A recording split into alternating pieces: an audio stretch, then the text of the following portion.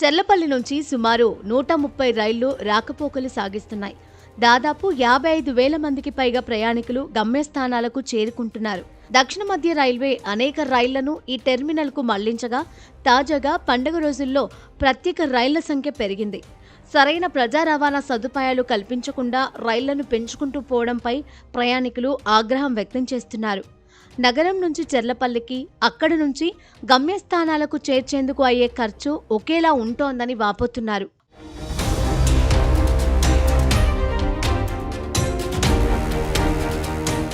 ప్రస్తుతం నగరం మీదుగా విశాఖకు 2, తిరుపతి, బెంగళూరు, నాగపూర్కు 1 చొప్పున మొత్తం 5 వందే భారత్ రైళ్లు నడుస్తుండగా కొత్తగా చర్లపల్లి, నాందేడ్, నాంపల్లి, పూణే త్వరలోనే ప్రారంభిస్తామని దక్షిణ మధ్య రైల్వే ప్రకటించింది.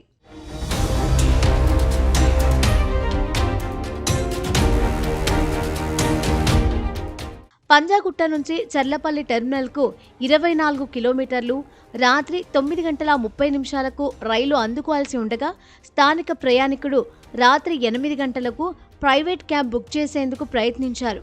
పంజాగుట్ట నుంచి చర్లపల్లి టెర్మినల్కు చేరుకునేందుకు ద్విచక్ర వాహనం 350 రూపాయలు, ఆటోకు 450 రూపాయలు, నాన్ ఏసీ కారుకు 600, ఏసీ కారుకు 650 రూపాయలు, పెద్ద పరిమాణంలో ఉండే వాహనం 900 అని చూపించడంతో అవాక్కయ్యారు.